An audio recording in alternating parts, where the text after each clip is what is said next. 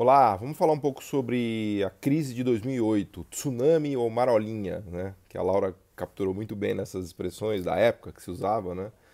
Até quem inventou, acho que essa expressão da marolinha, se não me falha a memória, foi o Lula. Ah, e foi um momento dramático ali, né? Tanto da economia brasileira quanto da economia mundial. Eu diria que foi primeiro um tsunami, mas foi um tsunami meio rápido, que passou e depois virou uma marolinha rapidamente, assim, se é que eu posso resumir dessa maneira, né? Então vamos recapitular um pouquinho a história da crise de 2008, porque não dá para entender o mundo hoje sem entender essa crise, né? Até hoje, por incrível que pareça, passados aí mais de 10 anos, mais de uma década, né, o mundo ainda está se recuperando, por assim dizer, dos efeitos da crise de 2008, né? Bom, a crise de 2008, a melhor maneira de explicar, a meu ver, é entender que ela foi resultado de um excesso de alavancagem, né, de um excesso de endividamento das famílias, principalmente relacionadas ao mercado imobiliário nos Estados Unidos. Também se alastrou para a Europa, mas principalmente nos Estados Unidos, né? Tem alguns filmes maravilhosos que contam essa história, que são obrigatórios, né, para quem quiser entender a crise de 2008. Acho que o mais importante de todos é o Big Short, né, que é o tava no cinema até, a Grande Aposta, né? Na verdade, essa Grande Aposta é um filme que fizeram em cima de um livro maravilhoso que eu li à época, em 2010, do Michael Lewis. Michael Lewis é um baita escritor americano premiado, escreveu vários livros já sobre, principalmente sobre o mercado financeiro, ele é muito bom. E ele escreveu um livro em 2010, que é o Big Short, que ele mostra como vários fundos ganharam muito dinheiro na crise de 2008, apostando justamente na quebra da bolsa, ou na quebra dos preços imobiliários e numa queda forte do preço dos imóveis, né? Então é engraçado porque ele conta essa história, mas da perspectiva dos ganhadores, não dos perdedores, né? E tem vários fundos que realmente ganharam bilhões com isso, né? Então esse é um filme que precisa assistir, o Big Short. O outro é o Inside Job, né? Que é o documentário que ganhou o Oscar, acho que em 2009 ou 2010. Depois o Too Big to Fail, que é um belo filme também feito pela HBO, que acho que dá para achar no Netflix. Esse não foi pro cinema, que conta o limite das decisões ali do Bernanke, que era o presidente do Banco Central na época, como é que ele chamava? O cara que era o CEO foi o CEO do Goldman Sachs até, o Paul Hank, é o Paulson, né, o secretário Paulson. Aliás, um parênteses, essa crise de 2008 era comparável à crise de 29, né? É, muitos dizem que foi uma ironia do destino o Bernanke estar lá na presidência do Fed, né, do Banco Central Americano, quando estourou a crise de 2029, até porque ele era talvez um dos maiores conhecedores da crise de 29, o Ben Bernanke, e ele atuou de maneira extremamente agressiva, né? Aliás, eu acho que não houve uma crise de 29 de verdade por conta das medidas adotadas lá nos Estados Unidos, né, pelo Bernanke, presidente do Fed, pelo Paulson, né? Que o Bernanke fez. Ele imprimiu dinheiro como se não houvesse amanhã. A base monetária americana saiu de 800 bi de dólares e foi a mais de 3 trilhões de dólares, né? Então ele foi imprimindo dinheiro e comprando os chamados ativos tóxicos das carteiras dos bancos, né? Ele basicamente salvou o sistema financeiro americano de uma quebradeira geral, apesar de mais de 5 mil bancos terem quebrado, né? E o Paulson, que era o secretário do Tesouro, ele fez aquele TARP, né, que era um fundo de emergência, para também comprar ativos podres, né? Então ele conseguiu aprovar no Congresso um fundo de mais de 800 bilhões de dólares para ajudar na compra desses ativos que ninguém queria, né? Que na verdade eram os papagaios das hipotecas das casas, né? Daqui a pouco eu falo um pouquinho disso. E o Obama, que foi eleito, né, ali no coração da crise, aliás, provavelmente em outro contexto o Obama não teria sido eleito.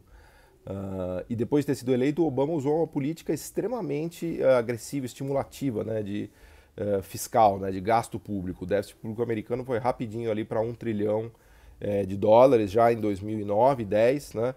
E isso daí somado ao juro zero meio que recuperou, fez com que a economia americana não caísse num buraco tão violento, né? Mas no olho do furacão, me lembro bem, eu estava no mercado, né? Inclusive eu tinha investimentos num fundo cuja cota caiu 25% num dia, para você ter ideia, né? No mês caiu 40%. Então, quando quebrou a Lehman Brothers, né, que era um banco de investimento, acho que foi 15 de setembro ou 15 de outubro de 2008, que foi o olho do furacão, houve uma sensação de pânico total nos mercados, assim, foi meio que um apocalipse sinal, né? Todo mundo achava que o mundo como a gente conhecia ia deixar de existir, né? O mundo capitalista como a gente conhecia ia deixar de existir. Então, foi dramático, né? Qual foi a escalada que aconteceu que acabou causando essa crise, né? Então, como eu estava falando agora há pouco, houve uma alavancagem desenfreada, né, de várias pessoas tomando dívida para comprar casas. Isso fica bem claro no filme, no Big Short, né? As pessoas tinham crédito bancário muito farto, né? Muito fácil, que qualquer pessoa conseguia tomar uma, duas, três, quatro dívidas para comprar casas de 200, 300 mil dólares. E a ideia é que as pessoas ficavam flipando essas casas, né? Então eles tomavam essa dívida, compravam a casa e rapidamente vendiam por um preço maior, né? Ou muitas vezes alugavam, e como as taxas de juros estavam muito baixas, elas alugavam por um valor maior do que a prestação que elas precisavam pagar de mortgage, né? Que é a hipoteca da casa mais os juros, né? Então, o motor dessa crise americana foi uma bolha imobiliária com o preço de casas subindo muito a partir dessa frenesi de compra e venda, com taxas de juros muito baixas, mas com uma novidade, né? Com forte participação do mercado financeiro, especialmente na parte de derivativos, ou seja, de títulos de mercados futuros, sem querer complicar demais, sem querer usar muito financês agora, não é nem economês, né? Mas basicamente com a desregulamentação financeira dos anos 90, os bancos foram muito criativos ao imaginar instrumentos de securitização de dívida, ou instrumentos em que eles emprestavam para várias pessoas, 20, 30, 40, 50, 100 hipotecas dentro de um título financeiro, que eles empacotavam tudo e vendiam no mercado e ganhavam uma grana com isso, né? Então havia uma espécie de desalinhamento em que os bancos, especialmente os bancos de investimento, tinham muito estímulo a empacotar essas dívidas de maneira meio relapsa e passar para frente, porque eles ganhavam os FIIs, né? Lembra que o mercado financeiro ele vive muito desses FIIs, né? E os próprios bancos também, eles faziam esses empréstimos porque os bancos acabavam ganhando dinheiro na valorização do preço das casas, né? Então muitas vezes os bancos davam um empréstimo para pessoas que não tinham a menor condição de ter uma casa, que ficaram conhecidos na época como os ninjas, né? Que era o fulano que era no income, no job, no asset, né? O cara não tinha renda, não tinha salário, não tinha emprego, não tinha nada, mas ele conseguia pegar um empréstimo de 200, 300, às vezes 400 mil dólares para comprar uma casa, né? Porque o banco sabia que daqui 1, 2 anos essa pessoa ia dar um default, né? Não ia conseguir pagar o mortgage da casa dela, que a gente chama de ficar underwater, né? O cara não ia, o valor da casa ia eventualmente cair abaixo do valor da dívida, ou o cara não ia ter salário para pagar, renda para pagar essa parcela do mortgage, do financiamento dele, e aí ele tinha que vender a casa. Mas quando ele vendia a casa, como o mercado estava muito aquecido, na verdade o banco que tomava a casa e vendia, mas quando o banco tomava e vendia, ele vendia com lucro. Então era uma operação rentável também para o banco, né? Bom, o fato é que vamos dizer assim, esse frenesi de financiamento, de endividamento, de alavancagem, de juro baixo, fez com que o preço das casas explodisse nos Estados Unidos. Houve um aumento médio de 100% do preço das casas em dólar no período que vai aí de 99, 2000 até 2008, no auge da crise. O crédito imobiliário nos Estados Unidos vai a níveis estratosféricos, 70% do PIB, só crédito imobiliário, não estou falando das outras modalidades. Então, se cria uma das maiores bolhas, né, imobiliárias, talvez uma das bolhas mais espetaculares da história, certamente da história americana, que só viu precedentes lá nos anos 20, inclusive na Flórida, né? A Flórida é o grande símbolo, né? Sempre que tem bolha imobiliária, lá nos pântanos da Flórida, as casas, os preços explodem e depois derretem, né? Então, essa grande bolha criada a partir da desregulamentação financeira e do fim de restrições que ainda existiam na economia, no sistema financeiro americano nos 90 e no início dos 2000, criou essa explosão de preços de ativos que depois implodiu, né? E no que implodiu, porque assim, obviamente que isso não é sustentável, né? A gente sabe que o preço das casas não pode ficar subindo 10, 15% ao ano, todo ano, para sempre, né? Então, quando a coisa começou a virar, o próprio Bernanke, que virou presidente do Banco Central Americano, subiu os juros, né? Quando ele assumiu, foi em 2006, ele pegou o bastão me lembro até da capa da The Economist, da revista, era um bastão, era um dinamite, né? Que o Greenspan, que foi o presidente, o último presidente do Banco Central Americano antes do Bernanke, ele entrega aquele dinamite. Era uma corrida de 4x4, né? Então ele entrega o dinamite pro Bernanke e fala, Bernanke, boa sorte, né? E foi uma capa premonitória da revista The Economist, como aliás sempre eles acertam muito nessas capas, né? E aí o Bernanke recebeu aquela dinamite, que era a economia americana super alavancada, endividada com bolha imobiliária. E o que ele fez? Ele começou a subir os juros de pouco em pouco, né? Ele quis fazer a famosa mágica de esvaziar uma bexiga com um alfinete sem estourar, né? Que é impossível, né? Então quando ele começou a subir juros, que aconteceu? Rapidinho a bolha estourou, porque o preço das casas parou de subir, como vinha. Já em 2007 a gente vê que o preço das casas para de subir, e aí toda essa bicicleta, né, toda essa dança das cadeiras, música da dança das cadeiras para. Aí a gente já vê alguma queda de preço de casa em 2008. Alguns fundos financeiros já começam a ter problemas, né, porque começam a perder dinheiro, começam a sofrer calotes, não conseguem repassar e revender as casas. E os bancos de investimento americanos que haviam se lambuzado, né, enfiado o pé na jaca, literalmente, eles começam a passar por grandes dificuldades, porque eles mesmos estavam carregando nos balanços, principalmente os bancos de investimento, né, milhares e milhares de títulos hipotecários cujo valor começou a ficar duvidoso, né?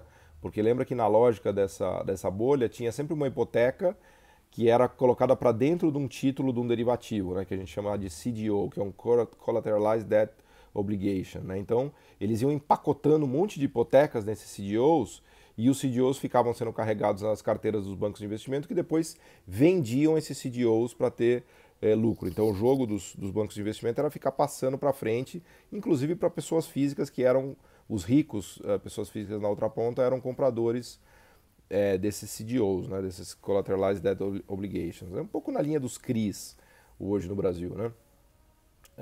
E aí, no final do dia, quando a coisa virou, né, quando os preços pararam de subir, as pessoas pararam de comprar casas e o mercado começou a ficar sobreofertado, com todo mundo querendo vender, o mercado de hipotecas foi congelando, foi parando, o preço das casas começou a cair e muitos bancos foram pegos no contrapé. Isso a gente vê muito bem num filme maravilhoso que eu recomendo que vocês assistam, que é o Margin Call. Margin Call foi para o cinema, até tinha um grande elenco com a Demi Moore, que era diretora de risco, o Kevin Spacey, que era um trader, né, de um banco. A história do Margin Call é um dia num banco, 24 horas, em que eles decidem descarregar toda a posição que eles tinham dessas hipotecas podres, né, de pessoas que já estavam defaultando e dos títulos, né, os CDOs, os títulos que empacotavam essas hipotecas, né. Dizem as más línguas que foi o Goldman Sachs, né? No filme eles não dizem isso claramente, mas o legal do filme é que eles mostram a madrugada que antecede a segunda-feira, que é o dia em que eles descarregam todos esses títulos, né? E aí tem toda uma sequência de reuniões ali no domingo, né? Inclusive no domingo de madrugada, eles chamam o CEO do banco, né? O cara vem com o jatinho dele e tal, porque foi principalmente alguns caras da área de risco que perceberam que a coisa ia desandar. Né? Quando eles começaram a fazer contas, eles viram que a carteira do banco inteira estava comprometida. Eles falaram, bom, se continuar esse nível de defaults, né, de pessoas não pagando as hipotecas, como a gente tem observado nas últimas semanas e meses, contam eles no filme, né, o banco inteiro ele corre o risco de quebrar até, porque toda a carteira do banco está carregada desses títulos. Né? E aí, então o filme mostra o detalhe deles tomando a decisão e a ordem de venda já na madrugada, né? E aí abre o mercado, eles descarregam toda a carteira de bilhões e bilhões e bilhões de CDOs no mercado, tanto o mercado americano quanto o mercado europeu, e isso inicia o pânico, né? Parte do pânico que depois vai se ver naqueles meses de setembro e outubro de 2008, né? E aí a gente tem, o filme ilustra bem, né, esses dilemas. O banco Lehman Brothers quebra, né, em setembro, outubro, porque ele estava super alavancado. Né? Ele tinha uma alavancagem de 60-1, então ele tinha um patrimônio líquido de $1 bilhão, mas ele carregava posições de 60 bilhões de dólares de ativos e passivos, principalmente lastreados nessas hipotecas podres, né, que não conseguiam mais ser pagas, né? E aí tem aquela cena em Nova York das pessoas carregando os caixotes. Eu me lembro que eu fui para lá, inclusive, eu tive em Nova York acho que foi um pouco depois, não sei se foi 2009 que eu fui, mas inclusive depois arrastou outros bancos, né? Mas tinha aquela cena clássica dos caras do caixote, né? Que o cara é demitido, ele joga tudo no caixote dele e as pessoas saem do prédio carregando um caixote de papelão, né? Ou um caixote com todos os pertences, né? Outro banco tinha quase quebrado, foi o Bear Stearns, mas ele foi salvo pelo próprio Banco Central americano, já numa atitude bastante agressiva do Bernanke, né, do presidente do Fed. Ele emprestou dinheiro para o JP Morgan, né, acho que foi uma das únicas vezes, se não a única na história americana, em que um banco central emprestou dinheiro para um banco de investimento. Né? Ele deu uma grana para o JP Morgan e o JP Morgan comprou o Bear Stearns, que era um grande banco de investimento também, e evitou a quebra do Bear Stearns no início de 2008. Né? Depois, em setembro, outubro, eles meio que pagaram para ver em relação ao Lehman Brothers, porque eles não queriam ficar, obviamente, salvando o banco. Né? O banco, a ideia é assim, o banco fez investimento errado, quebra. Emprestou, carregou hipoteca, carregou título que não deveria, lamento, quebra. O problema é que no sistema financeiro está tudo interligado. Então eles não deixaram o Bear Stearns quebrar, ajudaram, deram uma grana para o JP Morgan comprar para salvar, mas no Lehman Brothers eles meio que pagaram para ver. Falaram, não, ou por inabilidade, ou por... enfim, a gente nunca vai saber o detalhe exato, mas o fato é que eles deixaram correr e quebrou. E no que quebrou, o pânico explodiu no mercado financeiro, né? Explodiu tanto no mercado financeiro europeu quanto no mercado financeiro americano. Né? As bolsas derreteram, me lembro aqui no Brasil, inclusive o Brasil totalmente no contrapé, né? Porque a gente vinha justamente no milagrinho, crescendo, né? Vinha um baita ano aqui em 2008, a gente estava já embicado ali para crescer, sei lá, 6% no primeiro semestre. O Brasil tinha virado o grau de investimento em maio de 2008, era o queridinho de Wall Street, o queridinho dos mercados financeiros, o Lula sendo... era Deus, né? Para os mercados financeiros estavam glorificando o Lula naquela época, né? E aí, de repente, veio a crise de 2008 e pegou foi um paralelepípedo na cabeça não só do Brasil, mas como do mundo emergente inteiro. E a Bolsa despencou, né? Aqui no Brasil, eu lembro que a gente tinha ido a 70 mil pontos na época, veio a 35 mil pontos, se não me falha a memória. Nos Estados Unidos também houve um derretimento da Bolsa que chegou na mínima, acho que o S&P, que é o principal índice americano, veio a 700 pontos. Né? Hoje ele está em mais de 3 mil, para vocês terem ideia, ele mais do que quadruplicou. Né? Então foi dramático. E aí, dali por diante, a economia mundial meio que congelou. Então teve um tsunami de verdade. Outubro e novembro de 2008 foi um tsunami, foi devastador. Assim, eu lembro da capa da The Economist, que era assim, o capitalismo acabou. Será que o capitalismo acabou? Né? Realmente foi, até, especialmente para os países ricos, né, foi uma crise dramática. Ninguém imaginava que o sistema financeiro ia fazer tanta besteira, ia ser capaz de errar de maneira tão grosseira como errar. E depois teve fraude, teve má-fé, teve corrupção, tem uma série depois, inclusive virou vários filmes, né? O Congresso americano conduziu um monte de investigações, depois a gente deixa umas referências aqui, que mostravam a má-fé e a grande responsabilidade dos bancos, né? Em relação a isso. O próprio Occupy Wall Street, que veio depois, quer dizer, ficou um negócio meio ruim, porque gastaram rios e rios e rios de recursos públicos nos Estados Unidos para salvar o sistema bancário, né, que foi quem causou a crise. Né? Então, ficou um troço muito mal explicado, mas, por outro lado, dá para entender o medo do Bernanke e do Paulson, porque eles viram ali a crise de 29 se repetindo, né, na frente deles. Né? Inclusive, no filme do Too Big to Fail, o Paulson mostra que ele ia no banheiro vomitar várias vezes, ficava vomitando lá de tão nervoso que ele estava, no auge, no coração da crise. Eles praticamente estatizaram os 15 maiores bancos, né, dos Estados Unidos, eu me lembro. Eles chamaram todo mundo numa mesa, né, e o filme mostra isso, é bem legal, os 15 maiores bancos, e aí eles deram um contrato já assinado em que o Tesouro americano passava a ter 1% de cada um desses bancos, né?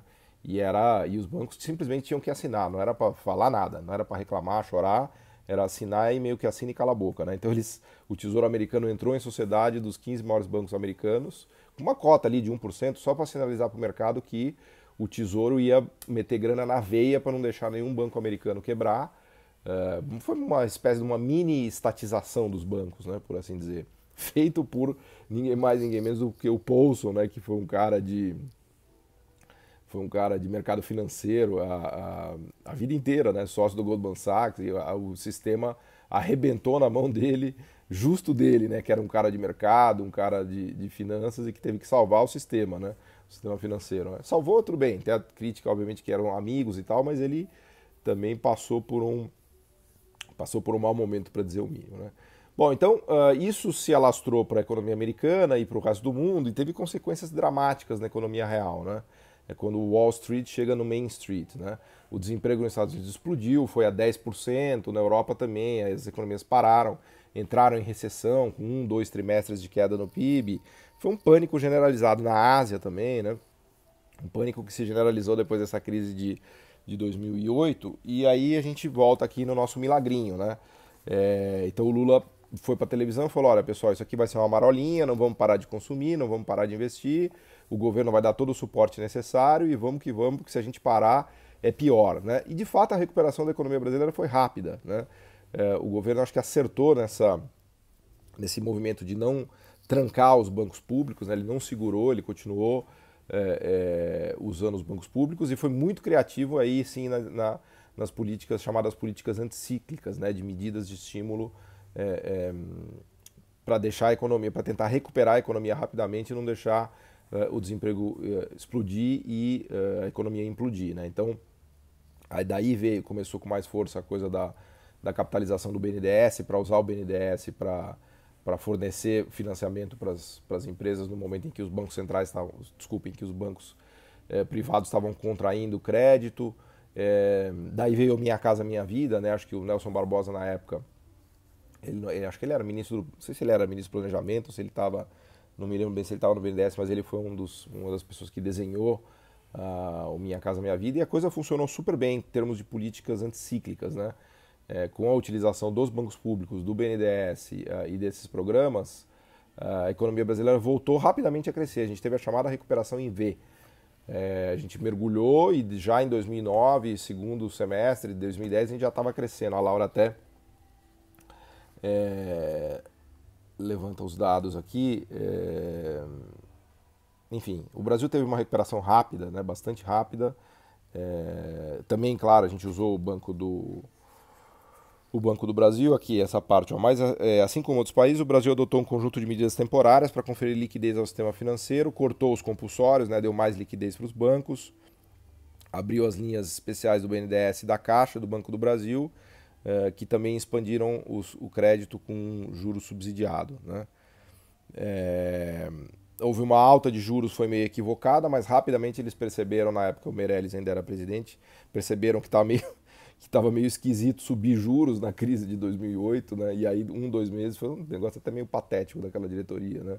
Depois de 2 meses eles já cortaram juros porque eles perceberam que eles estavam talvez uma das maiores crises desde 29, né? Estavam um pouco perdidos ali no Banco Central.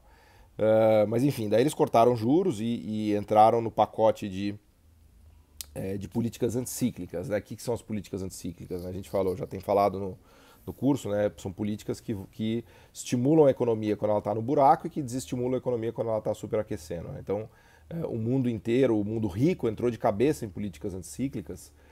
O Banco Central Americano, conforme eu comentei, ele imprimiu na partida, US$ 1 trilhão, no acumulado em todo o período.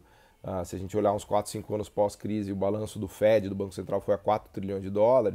Europa, mesma coisa, o Banco Central inglês fez isso, o japonês fez isso, o Banco Central da zona do euro. Trouxeram todos o juro para zero, né? Em todos esses países o juro veio a zero. Depois surgiu a crise europeia, que não vai dar tempo de discutir nessa aula, a gente pode discutir em outra aula, mas também foi um desdobramento da própria crise americana. Mas o fato é que os bancos centrais todos cortaram juros, botaram juros e começaram a fazer política de estímulo, né, de gasto, especialmente de investimento público. A China fez um programa monumental de estímulo, com gastos fiscais gigantescos, né, da ordem de, sei lá, trilhões e trilhões de dólares no período acumulado, né. Ela reforçou a aposta dela, né, do setor público puxando a economia, do investimento público. E o mundo voltou a crescer, né? Especialmente o mundo emergente. Na época a gente discutia muita coisa do decoupling, né? O desacoplamento, né? Então foi curioso porque a China voltou a crescer. Aliás, foi ali que os BRICS, né? Os BRICS ganharam fama, que era Brasil, Índia, Rússia, China, e depois a África do Sul entrou no pacote, né? Então o mundo emergente começou a crescer, apesar do mundo rico estar patinando, né? E o Brasil foi um dos pilares disso, né? Ele conseguiu se recuperar da crise junto com as políticas anticíclicas e também foi puxado também foi puxado pelo resto do mundo que voltou a crescer, né? Uma discussão que a gente tem que fazer aqui do milagrinho, que a Laura destaca bem, é que muitas das medidas que foram adotadas em 2009 e 2010 já estavam em curso antes, né? Especialmente as políticas de redistribuição de renda, de valorização do salário mínimo e de investimento público, né? O investimento público vinha se fortalecendo, depois até ganhou o nome do PAC, né? Mas as políticas anticíclicas de 2009 e 2010 elas vinham dentro do pacote de políticas do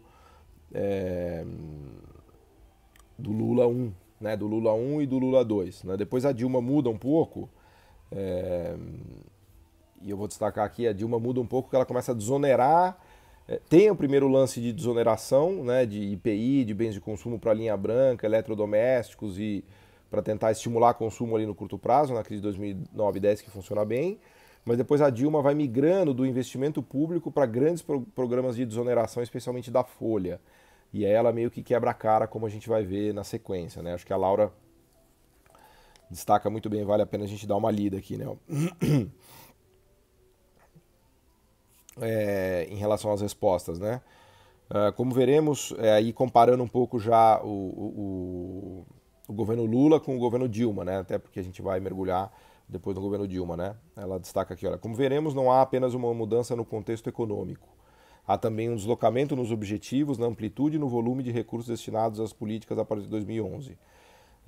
As mudanças que marcaram o primeiro governo Dilma tampouco se resumem a um papel maior e distinto para esses incentivos. Vários elementos da política econômica do período do Milagrinho foram abandonados e outros eixos passaram a nortear a estratégia do desenvolvimento. Então é importante marcar essa diferença entre a Dilma e o Lula, né, entre as diretrizes de política econômica e os caminhos seguidos por Dilma e por Lula. Porque há uma tendência na crítica aqui no Brasil de misturar tudo, falar tudo que eles fizeram está tudo errado.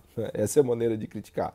Tudo que o Lula fez, a Dilma, está tudo errado e por isso que o Brasil se deu mal, né? Essa é a crítica abobada, né? Que a pessoa justamente não consegue abrir cada período, né? E abrir cada política e analisar o erro e acerto de cada política, né? Então destaca aqui a Laura, né? Em 2006, o Estado tornou-se mais ativo no estímulo direto ao mercado interno por meio da expansão dos investimentos públicos, né? E também da valorização do salário mínimo e dos programas de distribuição de renda, né? E em 2011, essa atuação deu lugar a uma estratégia baseada nos incentivos ao setor privado, tanto pela via fiscal quanto pela via da política monetária e creditícia, né? Então aqui ela já está marcando uma diferença do governo Dilma em relação ao governo Lula, né? Ou seja, destacando que havia uma prioridade do investimento público, especialmente em infraestrutura na época do governo Lula, né? Ainda que algumas mudanças tenham acontecido pelo caminho, quando se toma como referência a política econômica em seu conjunto, a crise de 2008 dificilmente aparece como um divisor de águas, né? Então o divisor de águas seria muito mais a entrada da Dilma, né? A virada da Dilma, do que do que propriamente a crise de 2008, né? Ela faz aqui um contraponto com o Marcos Lisboa, que ela destaca: algumas interpretações atribuem à implementação de medidas de resposta à crise de 2008 a responsabilidade pelo abandono do que consideram a boa política econômica, qual seja, a que vigorou a partir de meados dos 1990 até o primeiro governo Lula, né? Em artigo na revista Piauí, o Lisboa destaca isso aqui, ó: o problema foi que o governo confundiu medidas temporárias para enfrentar a recessão com intervenções setoriais de longo prazo. Esse erro não foi cometido pelos demais países emergentes, né? E não, né? Na verdade não aconteceu isso, porque, como destaca aqui a Laura, só a partir de 2011 que essas medidas foram adotadas de maneira mais intensa, né, pelo governo Dilma, e as políticas que foram usadas ali no pós-crise 2008 do BNDES, principalmente dos bancos públicos e de investimento em infraestrutura, já vinham de antes, né? Não foi a crise de 2008 que criou isso, ela simplesmente intensificou, né? Como vimos, boa parte das medidas de combate à crise foi destinada a garantir a manutenção dos pilares de política econômica que já estavam em vigor, tais como a expansão dos investimentos públicos, do crédito às famílias e os programas de redistribuição de renda. Ou seja, a política econômica pré-2008 já contava com o papel mais ativo do Estado no estímulo ao mercado interno, inclusive quando o próprio Lisboa era membro do governo, né? Ele entra em 2003, acho que ele fica até 2005, 2006, quando o Palocci sai, né? Eu acho que ele saiu junto com o Palocci, não me lembro exatamente agora. O que explica a própria aceleração do consumo e do investimento a partir de 2006. Né? Então, para concluir essa aula, tsunami ou marolinha? Né? Na verdade, teve um tsunami, mas foi um tsunami meio rápido que passou em 2008, 2009 e depois a coisa acabou virando uma marolinha por conta eu diria, das respostas de política econômica dos governos, não só do governo brasileiro, de todos os emergentes, com destaque provavelmente para a China e Índia, e do mundo rico. Né? O mundo rico reagiu com medo traumático assim em relação à crise de 29. Né? Eles fizeram políticas de estímulo como se não houvesse amanhã. Né?